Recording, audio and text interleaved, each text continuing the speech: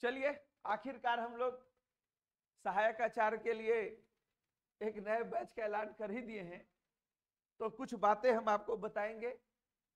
इस टॉपिक की हम शुरुआत करें उसके पहले 3 बातें आप लोग को नोट कर लेना चाहिए। पहली बात, जिस वैकेंसी की बात हम लोग कर रहे हैं, चाहे जिसके लिए कक्षा का आरंभ किया गया है, इसमें 2-3 बिंदुओं पर विवाद हैं। कोर्ट में भी लंबित मामले हैं और उम्मीद मान करके चलिए कि आगे भी कुछ और मामले इसमें आएंगे, ठीक है। लेकिन जैसा कि झारखंड का तजुर्बा है कि यहाँ 2 चरण कोर्ट से गुजर के ही नौकरी मिलती है, और जिसकी परीक्षा हो जाती है उसकी नौकरी मिल भी जाती है। एग्जाम्पल आप लोग के सामने है, 2 एग्जाम्पल के जरिए आप बात को समझिए और सहायक आचार्य की तैयारी में लग जाइए कि अगर लीगल और इलीगल होना क्या है वो एक विषय हो सकता है, लेकिन झारखंड में बहुत सारी ऐसी परीक्षाओं के परिणाम आए हैं जो इलीगल होते हुए भी लोग पदस्थापित हैं। सपोज कीजिए, कुछ दिन पहले झारखंड लोक सेवा आयोग जेपीएससी की परीक्षा आई थी, हुई थी ना। उसमें पेपर 1 का नंबर जबरदस्ती जोड़ दिया गया था, मेरिट लिस्ट बना दिया गया था, लेकिन उसके आधार पर जिन छात्रों की नियुक्ति हो गई उसको कोर्ट ने भी प्रथम दृष्टया माना कि ये गलत है, लेकिन नौकरी है और नौकरी सुरक्षित है और नौकरी कर रहे हैं। इसी प्रकार पिछली गवर्नमेंट के प्रयोग में टीजीटी का एग्जाम हुआ। टीजीटी में 13-11 जिले की नियुक्ति को कोर्ट ने भी माना कि यह असंवैधानिक है। उस स्थान पर स्थानीय नीति रद्द कर दी गई, लेकिन उसके तहत जो नियुक्ति परीक्षा ली गई थी उसके तहत सभी शिक्षकों ने योगदान दे दिया है और वे अपनी भूमिका निभा रहे हैं, ठीक है। तो मामले कोर्ट में हो, आजकल इसका जमाना जो है सो पब्लिक अवेयरनेस का है। बच्चे पहले की तुलना में ज्यादा जागरूक हैं, हर छोटी बड़ी गलती को पकड़ लेते हैं और अगर उसमें किसी का हित होता है तो कोर्ट के दरवाजे तक पहुंच जाते हैं। कोर्ट भी अलग अलग सेगमेंट में अलग अलग हिसाब से चलता है। जैसे मैं सहायक आचार्य की अभी बात कर रहा था तो उन्होंने कहा कि कोर्ट ने तो नोटिस दिया है कि सीधी नियुक्ति कर दो। कोई आपको न्यूज देता हुआ मिल जाएगा कि जब तक नया जेटेट का एग्जाम नहीं हो जाएगा पीटी तब तक मेंस नहीं होगा। कोई बोलेगा कि भाषा विवाद के कारण ये परीक्षा लटक सकती है, ठीक है। तो विवादों के साये से निकल करके बाकी सब चीजों पर चर्चाएं होती रहेंगी। हम लोग को चाहिए कि हम लोग एग्जाम के मौलिक पैटर्न पर फोकस करें और साथ में पढ़ते रहें। अगर इन विवादों के बीच भी एग्जाम अगर होता है तो जो लोग क्वालिफाइंग करेंगे उनकी नौकरी तो होगी, ठीक है। और हम लोग का जो मंच है एक क्लासरूम का मंच है, तो मैं भी यही चाहता हूं कि यहाँ पर बाहर क्या हो रहा है, कोर्ट में क्या हो रहा है, उसके प्रति अवेयर रहना चाहिए, लेकिन उसको लेकर के तैयारियों में कोई मार्ग बाधा नहीं खड़ी करनी चाहिए और लग जाइए। कुल पद जैसा कि आपको दिखाया गया है कि 26,000 एक पद के लिए सहायक आचार्य की वैकेंसी आई है और गवर्नमेंट ने कहा है कि इसे रजिस्ट्रेशन कराने की जो तिथि है वो 8 अगस्त से शुरू होगी ना, और 7 सितंबर तक रजिस्ट्रेशन आमंत्रित किए जाएंगे। हालांकि बाद के प्रक्रिया में अपलोड करने की जो सुविधाएं होती हैं, फोटो हस्ताक्षर, वे आपके पास ऑप्शन खुले हुए हैं। इसी के ध्यान में रह करके आज मंगलवार को हम लोगों ने एक नया बैच का घोषणा किया और उम्मीद करते हैं कि हम लोग 3 महीने 4 महीने तक ईमानदारी पूर्वक मेहनत करेंगे तो सफलता का रास्ता निकल जाएगा। क्योंकि आप जिस चीज का तैयारी कर रहे हैं उसमें कोर्ट का विवाद अपनी जगह पर है, विद्यार्थी के पास विवाद ये भी है कि इतना बड़ा सिलेबस बनाने की जरूरत क्या थी, 4 अलग अलग पत्र बनाने की जरूरत क्या थी। सच्चाई यह भी है कि यह एक प्रकार से छात्रों पर किया गया अत्याचार है, हकीकत में इसकी कोई जरूरत नहीं थी। लेकिन वही है कि विद्यार्थी विद्यार्थी होता है और वो इस सोच के साथ आगे बढ़ता है कि अगर ये 4 पेपर हैं तो सबके लिए हैं, अगर एग्जाम टफ होगा तो सभी के लिए टफ होगा। सिलेबस का दायरा बड़ा है तो सभी के लिए बड़ा है, और सबकी बहाली अपनी अपनी सेक्शन में होनी है। भाषा का अलग बहाली होनी है, सामाजिक विज्ञान का अलग होना है, विज्ञान का अलग होना है, 1 to 5 का अलग होना है, सबकी सीटें अलग अलग बांट दी गई हैं। तो उस परिप्रेक्ष्य में हम लोग ज्यादा दिन तक ये हाय तौबा करके विलाप भी नहीं कर सकते हैं कि आखिर इतना बड़ा सिलेबस बनाए तो बनाए क्यों। हमें ये नजरिया रखना होगा कि जो भी सिलेबस है सबको इसी में फाइट करना है, तो हम सकारात्मक सोच और ऊर्जा के साथ आगे बढ़ें, इस काम को हम लोग कर लेंगे। क्लासेज 1 to 5 और 6 सेट के जो भी चलाए जाएंगे वो निसंदेह ऑन और ऑफलाइन दोनों सेक्शन में चलाए जा रहे हैं। ठीक है, आखिर निश्चित तौर पर हम केवल आपको इतना ही आश्वस्त करेंगे, सिलेबस देखने के बाद एक बार पैटर्न जान लीजिए। कोई भी परीक्षा की तैयारी करने के पहले आपको ये जानना जरूरी है कि आपको पढ़ना क्या है। सबसे इसका मौलिक जरूरत होता है। तो उस मौलिक जरूरत में जब हम लोग आए तो 1 to 5 के परीक्षा पैटर्न जो आपके नियमावली में है वो बड़ा उलझा करके लिखा हुआ है, तो हमने कोशिश की है कि इसको थोड़ा सा सुलझा दिया जाए। इसमें सबसे पहले अगर आप एग्जाम लिखने के लिए जाओगे तो आपके पास पेपर 1 में कहा गया है कि हिंदी, इंग्लिश और जो भी ट्राइबल एवं रीजनल लैंग्वेज है वे रखे गए। ट्राइबल एवं रीजनल लैंग्वेज का जब हम लोग बात करते हैं तो रीजनल लैंग्वेज में नागपुरी, खोरठा, कुड़माली और पंचपरगनी आते हैं, और ट्राइबल लैंग्वेज में जाए तो संथाली, मुंडारी, हो, कुड़ुख जैसे भाषाएं आते हैं, साथ में उड़िया और बांग्ला जैसी भाषाएं भी हैं। लेकिन पहला वाला पेपर में आप ध्यान दीजिएगा, ये लिखा हुआ है मैट्रिक के अनुसार।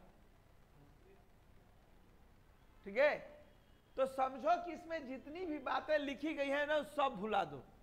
इसमें जो भी विद्यार्थी को एग्जाम लिखना है वो या तो वो या तो लिखेंगे इंग्लिश या तो लिखेंगे हिंदी। ठीक है, क्योंकि इसके पहले हमारे राज्य में जैक के द्वारा जो भी पाठ्यक्रम चलाया गया है उसमें आप मैट्रिक लिखते थे ना, तो मैट्रिक में आपको लैंग्वेज चुनना पड़ता था, मदर लैंग्वेज। आप मदर लैंग्वेज के तौर पर क्या लिखते थे? हिंदी लिखते थे। कोई बच्चा ऐसा थोड़े ना कि संथाली में अपना पेपर लिखा,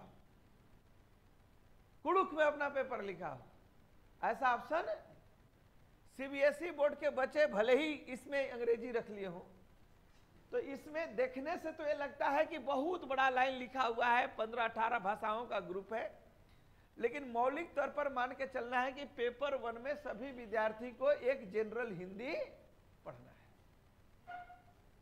ठीक है, और जिस जनरल हिंदी का सिलेबस का हम लोग बात कर रहे हैं तो एक क्वालिफाइंग पेपर का है, 100 नंबर के प्रश्न पूछे जाएंगे आपसे, 2 घंटे के समय दिए जाएंगे। क्यू का मतलब क्या हुआ? क्वालिफाइंग। नेचर वाइज एग्जाम क्या होगा? क्वालिफाइंग। बहुत सारे विद्यार्थी इसी पेपर से डरते हैं, क्योंकि अभी झारखंड में जो मौसम आया है ना उसमें सबका क्रेज रीजनल के प्रति। ठीक है, तो कई विद्यार्थी ये बात को बोल भी रहे थे हमसे भी कि अगर सर हिंदी संभल जाए तो बाकी सब्जेक्ट के लिए हम लोग इधर लग जाएंगे। तो हम आप लोग को ये ऐलान भी कर रहे हैं, आप लोग के बैच और सभी बाहरी बैच के लिए, पेपर 1 में जो हिंदी का सिलेबस है, इस सिलेबस के लिए मात्र हम आपका 12 दिन का समय लेंगे, और 12 दिन में एक कोर्स कंप्लीटली फ्री यूट्यूब के जरिए हम पढ़ा देंगे सभी विद्यार्थियों को। ठीक है, आप 12 क्लास और इससे रिलेटेड कुछ ऑब्जेक्टिव के जो प्रश्न हैं उसको सॉल्व कर लीजिए, क्योंकि यहां पर आपको जो प्रश्न पूछे जाएंगे वे बेसिक ग्रामर के ही प्रश्न पूछे जाएंगे, व्याकरण के, और साथ में अच्छा खासा कॉम्प्रिहेंशन होगा। ठीक है, जो आपको कविता वाले कॉम्प्रिहेंशन भी होंगे, गद्य और पद्य दोनों सेक्शन से होंगे। तो कम से कम 30 से 32 क्वेश्चन यहाँ आपको, आप लोग जो पढ़ते हैं ना अपठित गद्यांश या अपठित पद्यांश, उससे और बाकी व्याकरण से ओरिएंटेड है। तो पेपर 1 को लेकर के ज्यादा टेंशन लेने की जरूरत नहीं है। एक क्लासेज 10 दिन के YouTube चैनल पर हम फ्री में डाल देंगे और उसके अकॉर्डिंग आप इसको देख सकते हैं। दूसरा रह गया बात, यहां से जो 1 to 5 के लिए सिलेबस शुरू हो रहा है, इसको आप कह सकते हो कि अब मेरिट बेस्ड पेपर शुरू हो रहे हैं। तो पेपर 2 और पेपर 1 में जो कॉलम दिए गए हैं वो लगभग इक्विवेलेंट हैं। यहाँ हिंदी, इंग्लिश, संस्कृत, उर्दू के अलावा जो झारखंड में ट्राइबल एवं रीजनल लैंग्वेज जिसका अभी हम नाम ले रहे थे, उन भाषाओं में से किसी टॉपिक को आप रख सकते हैं। एग्जाम सभी के सभी ऑब्जेक्टिव हैं, तो यहां से भी आपसे वही पूछे जाएंगे। 100 नंबर के प्रश्न पत्र होगा, 2 घंटा का समय होगा। इसमें जो आप नंबर लाएंगे वो मेरिट में आपका जोड़ा जाएगा। यहां पर आप ट्राइबल एवं रीजनल लैंग्वेज, जिस लैंग्वेज पर आपका अच्छा पकड़ हो उसको लेना चाहिए। अगर सलाह के तौर पर आप देखना चाहते हो तो मेरा 2 चीजें मानना बहुत महत्वपूर्ण है। पहली चीज, अगर किसी भाषा को आप लिखना और पढ़ना जानते हैं तभी उसकी ओर आकर्षित हुई है, अन्यथा आपके पास हिंदी का विकल्प है, इंग्लिश का विकल्प है, आप उस भाषा के साथ भी जा सकते हैं। ऐसा सोच लेना कि जो है वो रीजनल लैंग्वेज खोटा में ज्यादा नंबर उठता है, कुड़माली में मेरा ज्यादा नंबर आ सकता है, संथाली में ज्यादा नंबर आ सकता है। परीक्षा होती है और प्रश्न पत्र जिसके अनुरूप होता है उसी के अनुसार आप लोग मार्क्स गेन कर सकते हैं। तो अगर आपको कोई रीजनल लैंग्वेज बोलने आता है, लिखने आता है, किताब उताब पढ़ लेते हैं, समझ लेते हैं, तो आपका पहला पसंद रीजनल ही होना चाहिए। लेकिन अगर आपको बोलने नहीं आता है, समझ में नहीं आता है, तो लोगों की नकल करते हुए किसी ट्राइबल एवं रीजनल लैंग्वेज को लेना आपके लिए घातक हो सकता है। ठीक है, हम लोग कई विद्यार्थियों से, मैंने अभी जब से सहायक आचार्य की प्रवृत्ति गई है, करीब 100-150 विद्यार्थियों से इस मैटर पर बात हुआ। सब इस बात को लेकर उलझन में है कि इसका सिलेबस तो सर 4 ही लाइन है, इसका सिलेबस छोटा है, उसका बड़ा है। जो चीजें हमें नहीं आती हैं उसका एक अक्षर भी में हमारे लिए क्या है, कठिन है। अगर हम लोग पंजाबी लिखने पढ़ने नहीं जानते हैं तो एक आदमी का नाम भी अगर लिखा हुआ है तो मेरे लिए चुनौती ही तो है। लेकिन जो लैंग्वेज हमें बोलने चालने आता हो, वो लैंग्वेज बड़ा भी हो तो आप उसे आसानी से हल कर सकते हो। आप उसे क्योंकि फ्लुएंट पढ़ सकते हो, समझ सकते हो, उसके अकॉर्डिंग क्वेश्चन निकाल सकते हो। तो भाषा के चयन में नकल की नहीं, अकल की जरूरत है। ठीक है, कि कभी भी अंधाधुंध भाषा का चयन में जोड़ नहीं देना चाहिए। वैसे भी आप लोग जेटेट पास विद्यार्थी हैं, तो एक भाषा पर पकड़ तो आपको स्वाभाविक है, पहले से ही बना हुआ है। पेपर 3 में अगर हम लोग प्रवेश करें तो यहां पर 3 पेपर दिए गए हैं 1 to 5 के लिए, बहुत खतरनाक है। ठीक है, पेपर 1 कहता है सामान्य ज्ञान एवं सम एक, यहां से 50 प्रश्न हैं और कंबाइंड चूंकि अवधि दी जा रही है तो यहां पर आप ऐसा समझें कि ये भी मेरिट बेस्ड पेपर है। कहने का मतलब ये हरि कथा अनंता है। जीएस शब्द का मतलब पता ही है, जो सिलेबस इसमें व्याख्या किया गया है उसमें लिख के छोड़ देता है भारत का स्वाधीनता आंदोलन, भारत की आर्थिक स्थिति, भारत का भूगोल, तो बचा क्या? ठीक है, बड़ा और बृहद और व्यापक सिलेबस है। उसके बाद कहता है कि साइंस, जनरल साइंस, खास करके जो दैनिक प्रयोग की चीजें होती हैं उनसे ओरिएंटेड। इसमें आपको कंप्यूटर भी पढ़ना है। ठीक है, साथ में मैथ के भी क्वेश्चन होंगे, रीजनिंग के भी क्वेश्चन होंगे और झारखंड रिलेटेड जीएस भी होगा। मतलब समझिए कि ये पूरे सेगमेंट का सबसे टफ जोन है। आप पूरा इतिहास पढ़ो, उनमें से 3 क्वेश्चन भी अगर आपके लिए आ जाए तो बहुत है। लेकिन ये 3 प्रश्न कहां से आएंगे इसकी कोई लिमिट नहीं है। ठीक है, इसी प्रकार मान लो मैथ और रीजनिंग और झारखंड जीएस, झारखंड जीएस अपने आप में छोटा मोटा सिलेबस है, बड़ा सिलेबस। इसके बाद कहता है कि ये पेपर 1 के अलावा पेपर 2 में आइए, तो यहां पर जैसे सेंट्रल लेवल पर एनसीईआरटी चलती है, वैसे ही झारखंड लेवल पर एससीईआरटी चलती है, जो झारखंड से रिलेटेड है। कहता है कि इसमें क्लास 1 से लेकर के 12 तक का सोशल साइंस का जितना पाठ्यक्रम है उससे रिलेटेड प्रश्न आपसे पूछे जाएंगे। इसी प्रकार 1 to 5 वाले को विज्ञान और गणित भी पढ़ना है, और इनको जो विज्ञान और गणित पढ़ना है ये भी 1 से लेकर के 12 तक का पढ़ना है। अगर इसको कोई देख लेना तो तैयारी करना छोड़ दे। कहने का मतलब कि आप यूपीएससी के भी एग्जाम में जो जनरल साइंस होते हैं वो 12वें लेवल के होते हैं, ठीक है। हम बोलते हैं ईमानदारी से कि देखो एक लैंग्वेज के जरिए एक टीचर ऑलरेडी बहाल हो सकता है ना।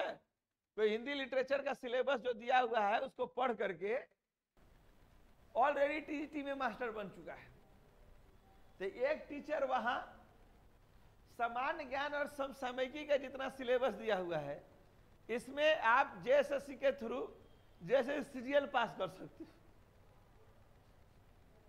और ये जो बाकी के जो 2 हैं ये अपने आप में लिखने वाले ने बहुत कॉमन लिखा 1 to 12, लेकिन सामान्य तौर पर बड़े से बड़े एग्जाम में यही बात पढ़ाया जाता है कि अगर 12 तक आपका पकड़ है तो आप सब काम कर सकते हो। तो सिलेबस तो देखने से इतना डरावना लगता है कि पढ़े के पहले ही दिमाग गोल गोल घूमने लगता है। लेकिन यहां भी 2-3 चीजें हम लोगों को अगर ध्यान में रखनी है।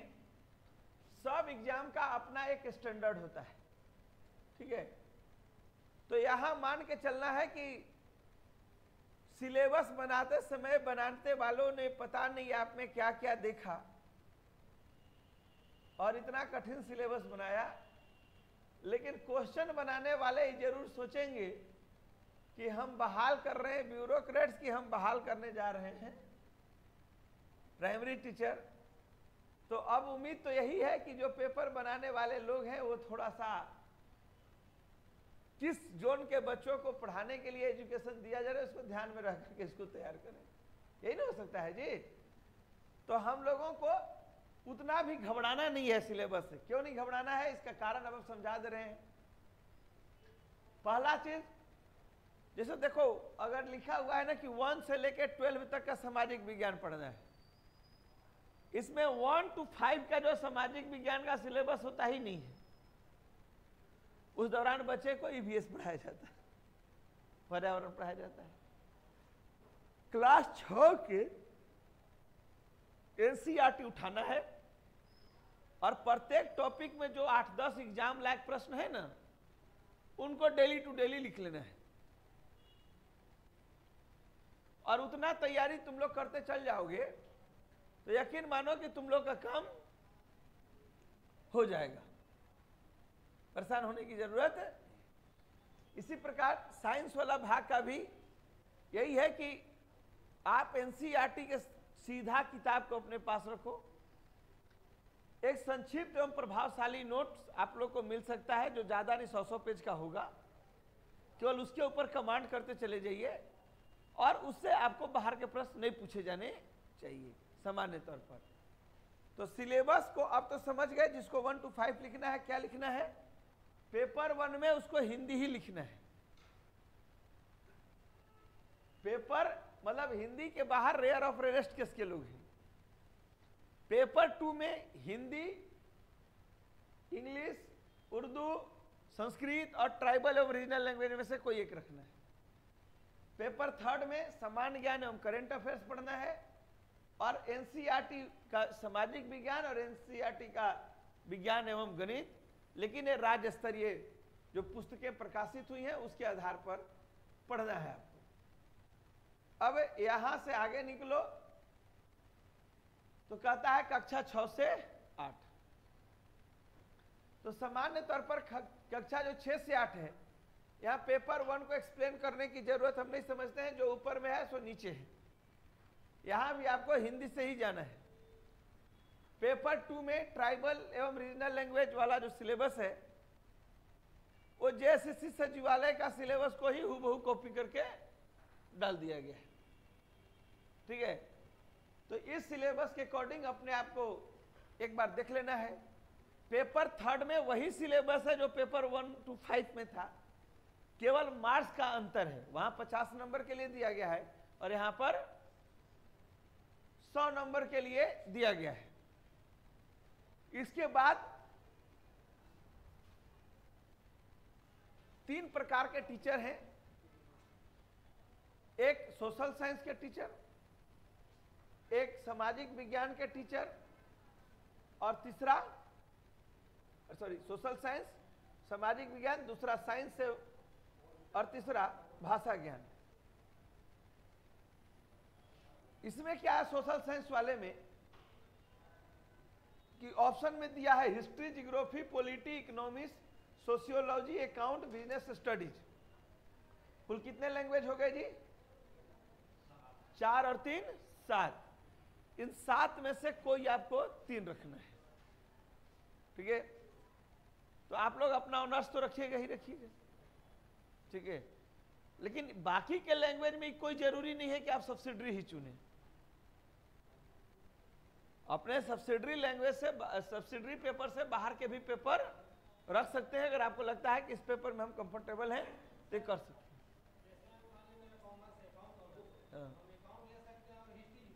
बिल्कुल ले सकते, क्या दिक्कत है? आपको कहीं न कहीं तो जाना ही नहीं है। 3 कैसे आप लाइएगा? आपके सब्जेक्ट के 2 ही कॉलम। हाँ हाँ, उससे कोई दिक्कत नहीं। यही बात तो समझा रहे हैं ना। हाँ, ठीक है कि कोई भी 3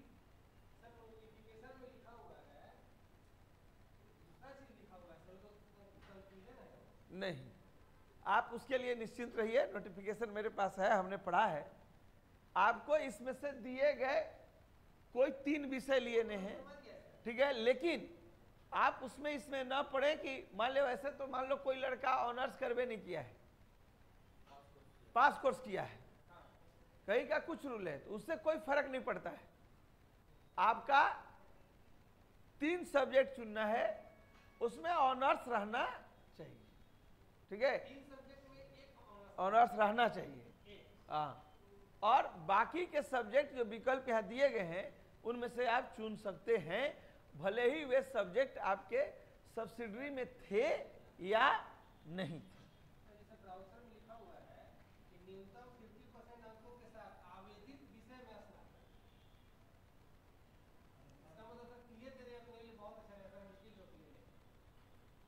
देखो 50 आवेदित विषय में स्नातक, तो हम लोग जो स्नातक करते हैं वो किसी एक ही ऑनर्स से करते हैं, उस विषय में आपका उतना नंबर रहना चाहिए।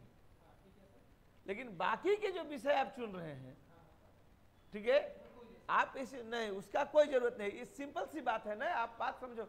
ऑनर्स की कोई भी डिग्री पहले दी जाती थी कितने पर? 45% पर।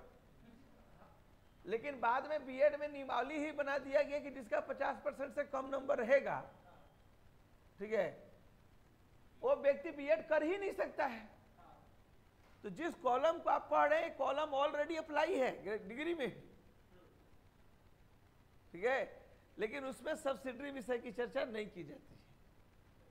ठीक है, वो ऑलरेडी बीएड के कोर्स में ही इंक्लूड है कि 50% से कम वाले स्टूडेंट नहीं कर सकते। आप सेकेंडरी चॉइस पर हिस्ट्री रख लो, पॉलिटी रख लो, कोई दिक्कत नहीं आएगी।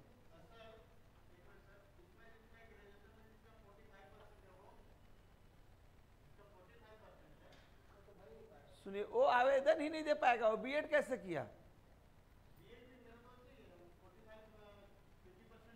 आप कब बीएड किए थे? हाँ, तो उसके पहले नियम था कि 45% वाले लोग बीएड कर सकते हैं। हाँ, तो वही चीज ना कि आप बोल रहे हैं कि उस समय नियम नहीं था, हम बोल रहे हैं कि उसके पहले नियम था, बात तो की हो गई। ठीक है, तो उसके लिए मान लीजिए अगर आपने किया है और वैध है तो उसका अलग रास्ता है। ठीक है, इनका क्वेश्चन अलग है कि ग्रेजुएशन में आवेदित करते समय, तो ग्रेजुएशन में अगर इन्होंने जिस सब्जेक्ट से ऑनर्स किया है, ठीक है, उसमें इनका नंबर 50% रहना चाहिए। ठीक है, तो जो रिजल्ट बनता है ऑनर्स का वैसे ही नहीं बनता है। जैसे मान लो मैं एक हिस्ट्री के ऑनर्स का विद्यार्थी हूँ, तो मेरा नंबर सब्सिडरी में 2 पेपर में मिलता है, लेकिन अगर हम फर्स्ट डिवीजन ग्रेजुएशन में करते हैं तो किस लिहाज से करते हैं? हिस्ट्री से करते हैं। मेरा जो रिजल्ट प्रकाशित होता है कि हमने ग्रेजुएशन की डिग्री ली, तो हम क्या सब्सिडरी के नंबर पर आते हैं कि मेरा 60% या 62% जो भी मिला वो ऑनर्स पर मिलता है। हमारा जो फर्स्ट डिवीजन है कि सेकंड किस पर मिल रहा है? ऑनर्स के ना पेपर पर मिल रहा है। तो ऑनर्स ही स्नातक के लिए आवेदित विषय है। हाँ, बिल्कुल, कोई दिक्कत नहीं है।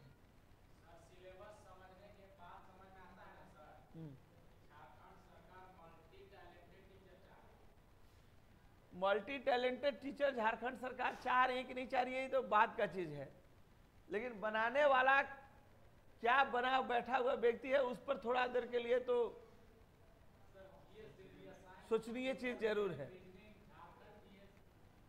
ये सब चीजें बकवास हैं।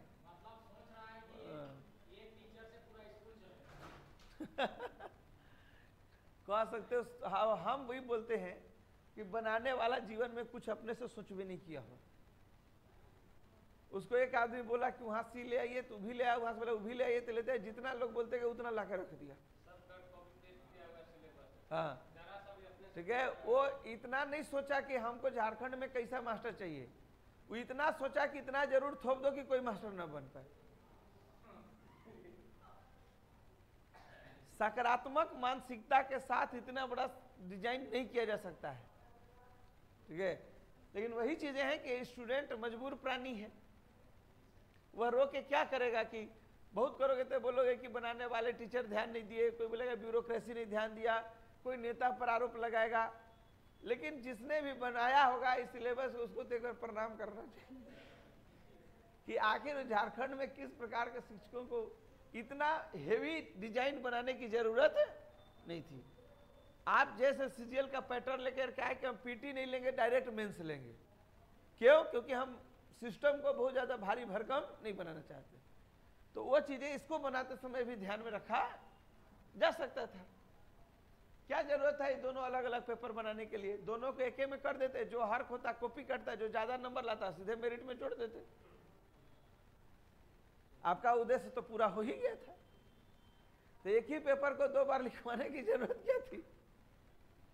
ठीक है, जो व्यक्ति पेपर 2 में भी अगर ऐसा हो जाता, कल्पना करो कि जो यहां पर लाएगा 33%, जो लाएगा यहां 40%, उससे ही कॉपी जांचा जाएगा, तो पहला मोटो पूरा। और इसमें जो जितना नंबर लाएगा सब मेरिट में जोड़ा जाएगा, दूसरा मोटो पूरा। इसे तो कोई फर्क पड़ने वाला नहीं था। ठीक है, लेकिन फिर भी लोग बोलेंगे कि इसमें मैट्रिक के अनुसार किए हुए हैं, इसे मैट्रिक के अनुसार नहीं किए। करने वाले अपने अपने दिमाग लगा सकते हैं, लेकिन मेरा अपना पर्सनली तौर पर 2 ही चीजें मानिए, इतना टिपिकल करने की जरूरत नहीं थी। ठीक है, इसी प्रकार मान लो एक चीज ध्यान रखना, भाषा ज्ञान में जिसका बहाली होना है लैंग्वेज वाले पेपर में, उसमें इंग्लिश कंपलसरी है। ठीक है, मतलब अगर उनका एग्जाम होना है 180 नंबर का, तो 90 नंबर का उनका क्या होगा? इंग्लिश होगा।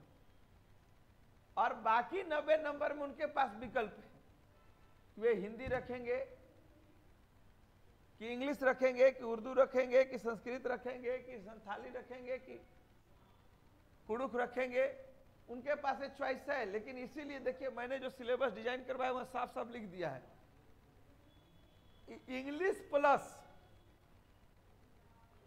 Oblique Hindi oblique Urdu oblique Sanskrit oblique TRL. लेकिन सभी के लिए कंपलसरी क्या है? इंग्लिश है। ठीक है, तो इसी प्रकार साइंस के जो स्टूडेंट हैं उनको कोई कंपलसरी नहीं किया गया है। आप अगर चाहें तो फिजिक्स, केमिस्ट्री, चाहे केवल बोटनी, जियोलॉजी और केमिस्ट्री, इन तीनों को भी लेके भी एग्जाम लिख सकते हैं। ठीक है, रखना चाहिए, वो तो लिखा ही है कि स्नातक में जो आपने लाया है उसको रखना चाहिए। ठीक है, लेकिन बाकी के विकल्प में वो बुद्धि नहीं लगानी। ठीक है, हाँ।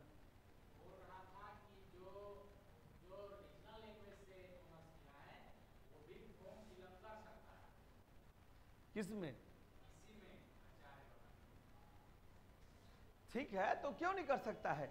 जो हम लोग सेक्शन सी में लैंग्वेज के टीचर दे रहे हैं, तो अगर कोई संथाली से ऑनर्स किए हुए है तो वही ना रखेगा संथाली, लेकिन उसको संथाली के साथ इंग्लिश कंपलसरी चाहिए। अगर कोई नागपुरी से ग्रेजुएशन किए हुए है तो आराम से भर सकता है, लेकिन उसको नागपुरी के साथ है इंग्लिश कंपलसरी हो रहेगा, बिना उसके कोई रास्ता नहीं है।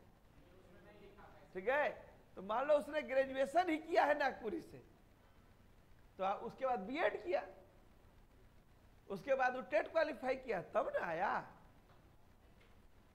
ठीक है, तो ये ऑप्शन दिया गया है। तो मौलिक तौर पर तुम लोग को पहले दिमाग में डालना है कि सोशल साइंस के मैक्सिमम विद्यार्थी हो यहां बैठे हुए, तो history, geography, polity, economy, sociology, account, business study, जिसमें से कोई 3 सब्जेक्ट तुमको चुन लेना। ठीक है, लेकिन उसमें ध्यान रखना है कि अपना ऑनर्स बना हुआ रहना चाहिए। ठीक है, हाँ। तो यहां अब सवाल है कि इसके लिए क्या पढ़ोगे, तो इन सब के लिए सिलेबस दिए गए। ठीक है, लेकिन ये सिलेबस को लेकर के बहुत कुछ लोग इस बात को डिबेट करते हैं कि पूरा टीजीटी का सिलेबस डाल दिया। ठीक है, तो वो लोग बोलते हैं कि पूरा अगर देखोगे जियोग्राफी का, हिस्ट्री का, पॉलिटी का, तो इसमें डरने की जरूरत हमें नहीं लगती है, क्योंकि तुम लोग का सिलेबस ठीक है, टीजीटी का सिलेबस कमजोर था।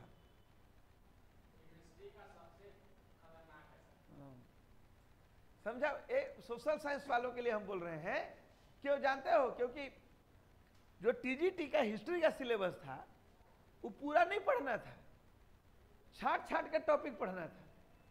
जैसे पहला टॉपिक पढ़ना है प्राचीन भारतीय इतिहास के स्रोत, सेकेंड टॉपिक पढ़ना है चंद्रगुप्त मौर्य, उसका अगला टॉपिक पढ़ना है विक्रमादित्य। ठीक है, उसका अगला टॉपिक पढ़ना है हर्ष, एंशिएंट खत्म। मेडिएवल में जाओगे तो सीधे दिल्ली सल्तनत से कोई टॉपिक नहीं है, सिंध पर आक्रमण अरबों का जो हुआ सो, और उसका सीधे बाबर पर चल जाता है।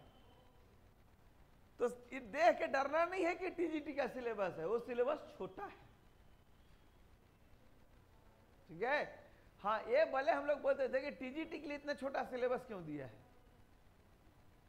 ठीक है, तो एज बहुत लोग इसीलिए डर रहे, देख रहे पूरा टीजीटी दे दिया है। तो कुछ सब्जेक्ट में तो दिक्कत है, साइंस वाले में जैसे मैथ हुआ, केमिस्ट्री हुआ, उसके सिलेबस बड़े रखे गए हैं, तो थोड़ा सा परेशानी है। लेकिन सामाजिक विज्ञान के जो सिलेबस बनाए गए थे वो जहां तहां से कोई कोई टॉपिक उठाया गया था, तो इसको ध्यान में रखते हुए हमें नहीं लगता है कि वहां कोई परेशानी वाली बात समझ गए? ठीक है, तो इन सब चीजों को हम लोग ध्यान रखेंगे।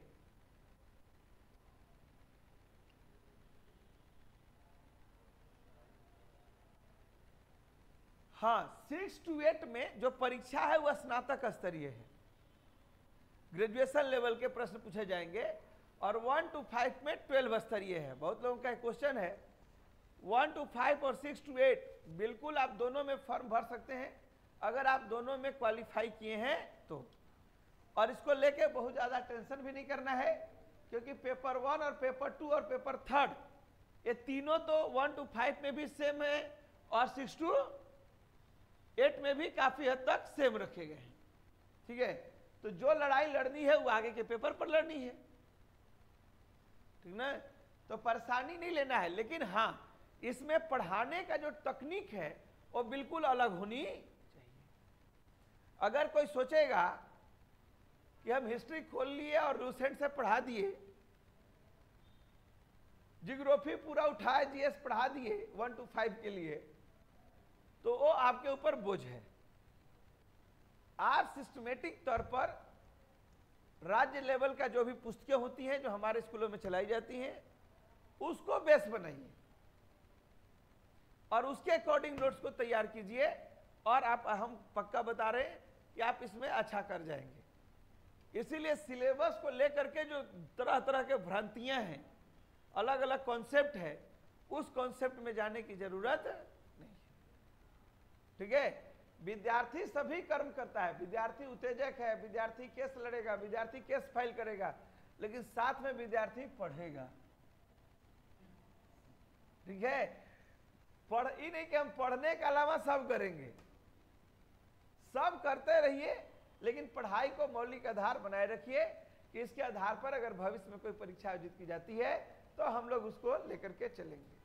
ठीक है, कुछ लोगों का कहना था, एक बहुत डिमांड था, कम से कम ऐसा है कि जेटेट पास कम से कम मेरे संपर्क में भी, क्योंकि देखो पतंजलि आईएएस एकेडमी एक ऐसा संस्था है जो झारखंड की धरती में पहली बार यही टेट पढ़ाना चालू किया। 2008 में झारखंड में शिक्षक बहाली की प्रक्रिया पहली बार शुरू की गई थी। उस समय जय की चेयरपर्सन लक्ष्मी सिंह हुआ करते थे।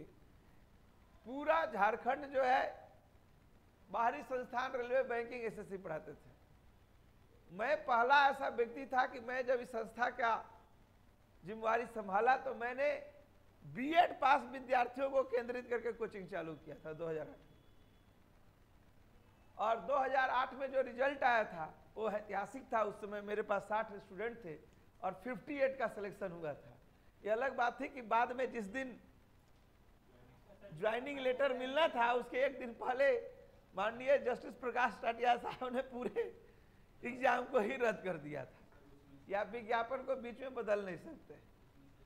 हाँ, उसमें से एक देखिए 2 लोग यहाँ बैठे हुए भी हैं। ठीक है, उसके बाद 2013 में टेट की परीक्षा आयोजित की गई। ठीक है, तो हम लोग को याद है कि उस दौर में इस संस्थान से नहीं तो कम से कम 1300 से 1400 विद्यार्थी निकले थे। और वो दौर होता था कि हम लोग के पास ऑनलाइन सिस्टम नहीं हुआ करता था 2017-18 में। तो यहाँ के पूरे कैंपस फुल होते थे, बगल में G&H स्कूल में लेके क्लास चलाए जाते थे। अंत में तो हम लोगों ने उपाय ऐसा निकाला कि जो विद्यार्थी मांडर के थे उनको मांडर के स्कूल में ही रखवा देते थे, जो रामगढ़ में होते थे वो रामगढ़ के स्कूल में ही हो जाते थे। कितने ऐसे बच्चे थे जो उधर ही से हम लोग चलाते थे। अब तो कम से कम ये व्यवस्था आ गई है ऑनलाइन कि बैठने का दिक्कत नहीं है, बैठने का दिक्कत है तो घर में ही बैठ के पढ़ लीजिए, ये सुविधा आ गई है जी। तो जेटेट का रिजल्ट लेकर के जो लोग भी बैठे उनके जीवन में नौकरी एक बार आई जब 2014 का समय चल रहा था। 2014 के चुनाव परिणाम के बाद जो 15 में रघुवर दास की सरकार बनी थी, तो उस समय मेरिट बेस्ड नौकरी दी गई। जो लोग टेट पास थे उनके मैट्रिक, इंटर, ग्रेजुएशन और बीएड के मार्क्स को जोड़ के एक एग्रीगेट मार्क्स बनाया जाता था और उसके बेस पर नौकरियां दी गई। तो टेट पास क्वालिफाई करने वाले विद्यार्थियों के लिए पहला सुखद दौर वही था। उसके बाद सबसे ज्यादा नौकरियां हमको लगता है कि संस्थान से निकली तो टीजीटी में ही निकली। ठीक है, टीजीटी में कम से कम अगर यहां से पास स्टूडेंट का संख्या होगा तो हमको लगता है कि 3600 से 3800 से ऊपर होगा। ठीक है, और ये तो अलग बात है कि किस्त बाई किस्त इन लोग का रिजल्ट आया। अभी भी कुछ लोगों का किस्त आया है सुप्रीम कोर्ट के बाद जो रिजल्ट प्रकाशित किए गए हैं। उसके बाद अभी पीजीटी पेंडिंग है स्टेट में, और एक टेट के लिए आप लोग को लग रहा है कि चलिए पैसा घटा के ही सही, लेकिन सरकार बहाली लेने के मूड में आई है। ठीक है, अगर होता है तो मान के चलिए कि हम लोग के पास पीजीटी में कम से कम पतंजलि आईएएस एकेडमी के पास 10,000 से ऊपर विद्यार्थी पीजीटी में। तो पहले तो हम लोग ये बात को बोल भी देते थे कि भाई जो पढ़ोगे सबको निकाल दिया जाएगा। लेकिन अब जब सीट ही ज्यादा है तो ये बात तो नहीं ना भूली जा सकती है ईमानदारी से, ठीक है। लेकिन सहायक आचार में भी देखो हम इतना आश्वस्त तुम लोगों को कर दे रहे हैं, ठीक ना, कि जो नोट्स हम तुम लोग को यहां देंगे उस नोट्स में 90% प्रश्न हैं। अब आपकी क्षमता कि आप 90% को कितना स्कोर में बदल करके आए हो, ठीक है। क्योंकि इतना तो हम लोग को पता है कि अगर हम 1 to 5 का ही अगर सिलेबस है एनसीईआरटी 1 से 12, इसमें छांट करके अगर केवल 500 पॉइंट लिखवा देंगे तो लगभग 90% प्रश्न आपके पास लड़ जाएंगे, ठीक है। और इसी प्रकार अगर विज्ञान एवं गणित का बात है तो इसमें थोड़ा कम परसेंटेज कर लीजिए 80% तक, क्योंकि मैथ में विकल्प बहुत होते हैं। लेकिन इतने आपके नोट्स में हैं, अब आप उसमें क्या करके आते हो, ये आपका हुनर, आपका स्किल उसमें देखा जाएगा। हिस्ट्री वगैरह का जो पेपर है, अभी वाला पेपर तुम लोग को बता रहे हैं, किसी भी टीजीटी स्टूडेंट से अगर जो पतंजलि में रहा हो उससे पूछना। हमको याद है कि इतिहास का एग्जाम चल रहा था और उस दौर में एक दिन लास्ट दिन विद्यार्थी आए टीजीटी वाले और बोले कि यही सिलेबस जो तुम लोग को दिया है सिलेक्ट कर करके 4 सेक्शन में, तो लोग बोले कि अंतिम समय है सर क्या पढ़ के जाए। तो हम बोले तुम लोग कई घंटा पढ़ना चाहते हो। तो हम फिर बोले कि तुम लोग कितना प्रश्न याद करके जाना चाहते हो। तो उसमें से कुछ एक स्टूडेंट बोला 500। हम बोले कि बैठ जाओ, लगातार 4 घंटा बैठे और उस 4 घंटा में हमको याद है कि सब टॉपिक पर किसी पर 15, किसी पर 20, किसी पर 15, इस टाइप से करते हुए क्वेश्चन हम लिखवाते चले गए। आज भी वो कॉपी जिसके पास है वो मिला लो, 75 हिस्ट्री के प्रश्न में से 73 उस नोट से हैं जो उस दिन लिखवाया गया है। जो 2 क्वेश्चन नहीं आए थे वो भी हमें याद है। उसमें से एक क्वेश्चन था कि 1857 के सिपाही विद्रोह में कितने सैनिक यहां समा गए थे, मतलब दिल्ली कुछ किए थे। तो अगर आप एनसीईआरटी का प्रमाणिक तरीके से अध्ययन कर लिया, ठीक है, और उसके पॉइंट आप निकाल लिए, तो आपको कहीं भी हतोत्साहित होने की जरूरत नहीं है।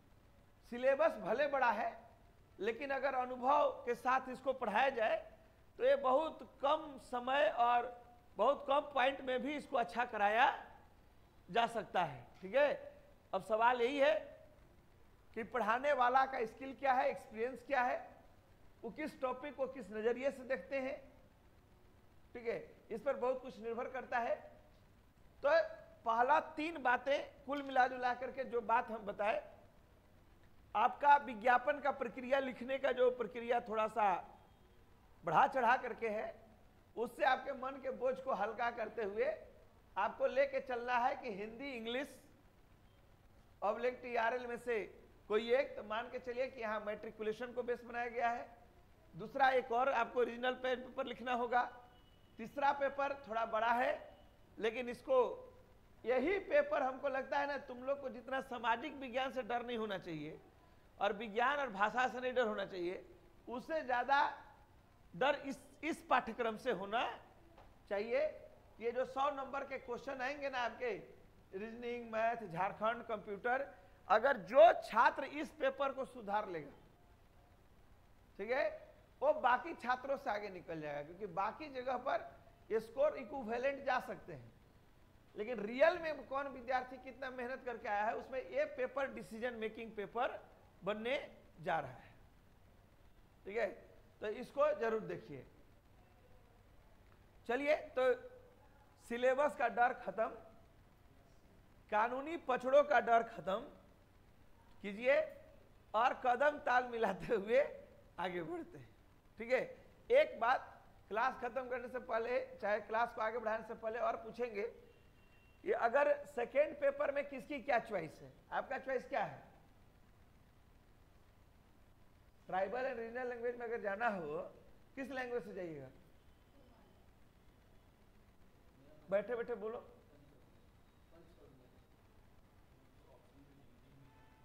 ऑप्शन हिंदी में ही है, क्योंकि अंगिका अभी काम नहीं कर रहा है। अब 5 परगनिया, नागपुरी,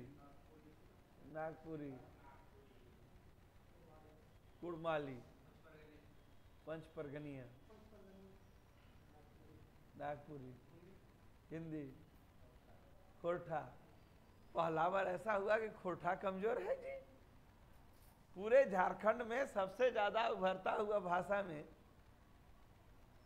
खोरठा का नाम लिया जा रहा है। मतलब जितना लोग उतनी भाषा। ठीक है, सबका फील्ड अलग अलग है। तो हम लोग ऐसा करते हैं, हाँ सेम। ठीक है, सभी सिलेबस में कोई अलग मेहनत नहीं किया गया है। सारे सिलेबस यहां से वहां से कॉपी करके रखे गए हैं। देखो, तो हम लोग ऐसा क्यों न करें कि अभी फिलहाल जो क्लास का संचालन किया जाएगा उसमें एक सेगमेंट यहां से रखा जाए जो सभी के लिए कॉमन है, और दूसरा सेगमेंट जो होगा वो पेपर 1 वाला होगा, क्वालिफाइंग वाला। ठीक है, फॉर्म भरने के पहले तुम लोग का जो क्वालिफाइंग वाला पेपर है वो हम कंप्लीट करा देंगे। ठीक है, क्योंकि आप हिंदी, बहुत सारे लोग इसमें हमसे पढ़े हुए हैं तो उनको पता है कि अगर जो हिंदी हम बता दें तो उसके बाद आपको कहीं बाहर देखने की जरूरत नहीं है।